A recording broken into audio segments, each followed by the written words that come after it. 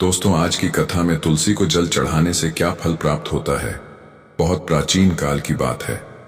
धरती पर धर्म का प्रकाश धीरे धीरे मंद पड़ता जा रहा था। मनुष्य अपने लोभ, मोह और अहंकार में उलझकर सत्य मार्ग से भटकने लगे थे। पूजा अर्चना केवल दिखावे का माध्यम बन चुकी थी। भगवान की भक्ति में वह आत्मीयता और समर्पण नहीं रह गया था जो कभी सतयुग और त्रेता युग में हुआ करती थी। देवताओं ने यह स्थिति देख स्वर्गलोक में एकत्र होकर भगवान विष्णु के समक्ष प्रार्थना की, हे नाथ, पृथ्वी पर पाप का प्रभाव बढ़ रहा है। मनुष्य प्रकृति और धर्म के संतुलन को भूलकर केवल अपने स्वार्थ में डूब गया है। कृपा करके कोई ऐसा उपाय बताइए जिससे वह पुनः धर्म, भक्ति और सादगी की ओर लौट सके। भगवान विष्णु कुछ देर ध्यान में लीन रहे। फिर उन्होंने नेत्र खोले और मुस्कुराते हुए बोले, हे देवगण, इस संसार में जब जब धर्म की हानि होती है तब तब मैं अपनी किसी न किसी रूप में लीला करता हूं। अब समय आ गया है कि धरती पर एक पवित्र वनस्पति अवतरित हो जो न केवल वातावरण को पवित्र करेगी बल्कि मानव हृदय में भक्ति का भाव भी जागृत करेगी। वह मेरे साथ अनादि से जुड़ी है और मेरे हृदय का अंश है। उसी का नाम होगा तुलसी। देवगण विस्मित हो गए। प्रभु, यह कैसी लीला होगी?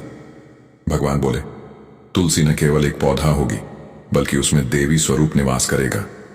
जो मनुष्य श्रद्धा से उसकी पूजा करेगा, मैं स्वयं उसके घर वास करूंगा। जो तुलसी पर जल चढ़ाएगा वह मेरे चरणों का स्पर्श पाएगा, क्योंकि तुलसी मेरे हृदय की आत्मा है। तो दोस्तों, अगर कथा अच्छी लग रही हो तो कथा को लाइक और चैनल को सब्सक्राइब अवश्य करें। तब भगवान ने सभी को तुलसी देवी की अद्भुत कथा सुनाई। बहुत समय पहले धर्मध्वज नामक एक राजा था। उसकी पत्नी का नाम था मालवती। वे अत्यंत धर्मपरायण और शिव भक्त थे। वे निरंतर भगवान शंकर और पार्वती की उपासना करते थे। एक दिन पार्वती जी उन पर प्रसन्न हुई और वरदान दिया कि तुम्हारी कोख से एक दिव्य कन्या उत्पन्न होगी जो स्वयं लक्ष्मी जी के अंश से उत्पन्न होगी। उसका नाम तुलसी होगा। समय बीता और मालवती ने एक अत्यंत तेजस्विनी कन्या को जन्म दिया। जब वह बड़ी हुई तो उसने तपस्या का मार्ग अपनाया। उसने कठोर तप किया और भगवान विष्णु को पति रूप में प्राप्त करने की अभिलाषा जताई। उसके तप से संपूर्ण ब्रह्मांड कंपित हो गया। भगवान विष्णु उसके समक्ष प्रकट हुए और बोले, हे देवी, तुम्हारा तप अद्भुत है। तुम्हें वरदान देता हूं कि तुम मेरे साथ सदा अविच्छिन्न रूप से जुड़ी रहोगी। तुम्हारा पूजन बिना मेरे पूजन के अधूरा रहेगा और मेरे पूजन में तुम्हारा सान्निध्य अनिवार्य होगा। तब तुलसी ने विनम्रता से कहा, प्रभु, मुझे आशीर्वाद दें कि जो भी आपके साथ मेरा पूजन करेगा उसका जीवन शुद्ध, पवित्र और समृद्ध हो जाए। विष्णु जी ने कहा, तथास्तु, तुम्हारी यह इच्छा पूर्ण होगी। जो तुलसी को जल चढ़ाएगा वह मेरे चरणों तक पहुंचने का अधिकारी बनेगा। कालांतर में जब तुलसी पृथ्वी पर एक पौधे के रूप में प्रकट हुई तब उसकी महिमा से संपूर्ण वनस्पति जगत अलंकृत हो गया। जब भी कोई भक्त तुलसी पर जल चढ़ाता, पौधे की पत्तियों में एक हल्की कंपन होती, मानो वह भगवान विष्णु के नाम का स्मरण कर रही हो। एक बार नारद मुनि बैकुंठ में पहुंचे। उन्होंने देखा कि भगवान विष्णु अपने हाथों में जल पात्र लेकर तुलसी के पौधे पर जल चढ़ा रहे हैं। नारद जी ने विनम्रता से पूछा, प्रभु, आप तो स्वयं सृष्टिकर्ता हैं, आप किसकी पूजा कर रहे हैं? भगवान विष्णु मुस्कुराए और बोले, हे नारद, यह वह शक्ति है जिसके बिना मेरा अस्तित्व अधूरा है। यह तुलसी देवी हैं, मेरी प्रियतम। जो मनुष्य तुलसी पर जल अर्पित करता है वह अनजाने में ही मुझे प्रसन्न कर देता है। जल चढ़ाना केवल एक क्रिया नहीं बल्कि भक्ति का प्रतीक है।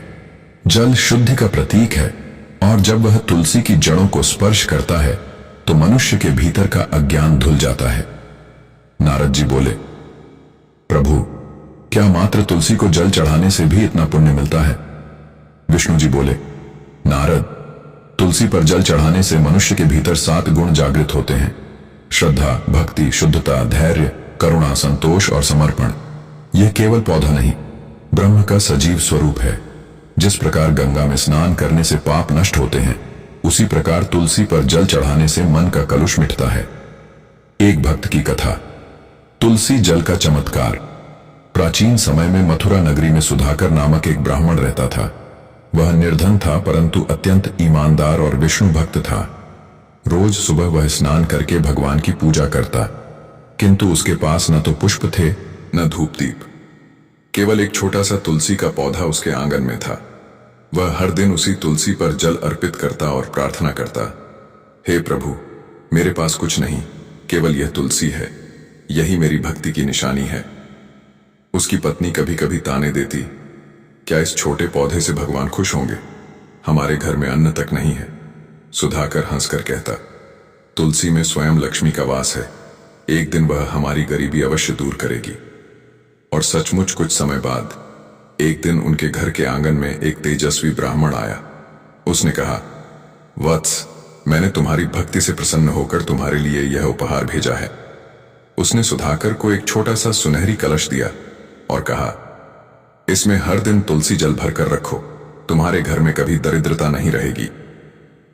अगले ही दिन जब सुधाकर ने तुलसी को जल चढ़ाया तो वह जल उसी कलश में भर गया और उसमें से दिव्य सुगंध उठने लगी। धीरे धीरे उनके घर में अन्न, धन और सुख की वृद्धि होने लगी। सुधाकर ने समझ लिया, तुलसी केवल पौधा नहीं, यह स्वयं देवी लक्ष्मी का स्वरूप है। उस दिन से उसने प्रतिज्ञा ली कि वह हर सुबह सबसे पहले तुलसी को जल अर्पित करेगा।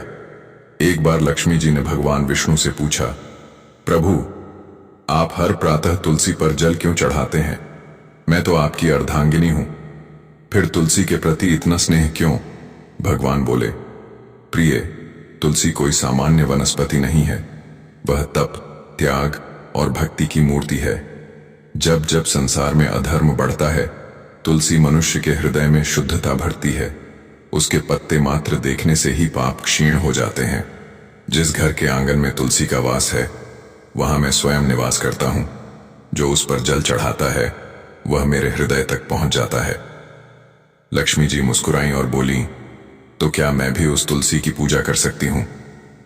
विष्णु जी ने कहा, अवश्य। जब देवी तुलसी और देवी लक्ष्मी मिलकर पूजी जाती हैं, तब उस घर में धन और धर्म दोनों का वास होता है। प्रभु ने आगे कहा, हे लक्ष्मी, जब कोई भक्त तुलसी पर जल अर्पित करता है तो वह 3 स्तरों पर शुद्ध होता है। 1. शरीर से, जल चढ़ाने का अर्थ है परिश्रम और विनम्रता का अभ्यास। 2. मन से, तुलसी की सुगंध मन को शीतल करती है और क्रोध, लोभ, अहंकार जैसे विकार मिटाती है। 3. आत्मा से, तुलसी की जड़ें पृथ्वी से जुड़ी हैं, जो मनुष्य को स्थिरता और धैर्य का संदेश देती हैं। जो मनुष्य श्रद्धा से तुलसी पर जल चढ़ाता है, उसका जीवन गंगा जल की भांति निर्मल हो जाता है। उसके घर में देवताओं का वास होता है, पितरों की तृप्ति होती है और ग्रह दोष समाप्त होते हैं। तो दोस्तों, अगर यह कथा आपको अच्छी लगी हो तो वीडियो को लाइक और चैनल को सब्सक्राइब और इस वीडियो को ज्यादा से ज्यादा शेयर करें। आप सभी का धन्यवाद।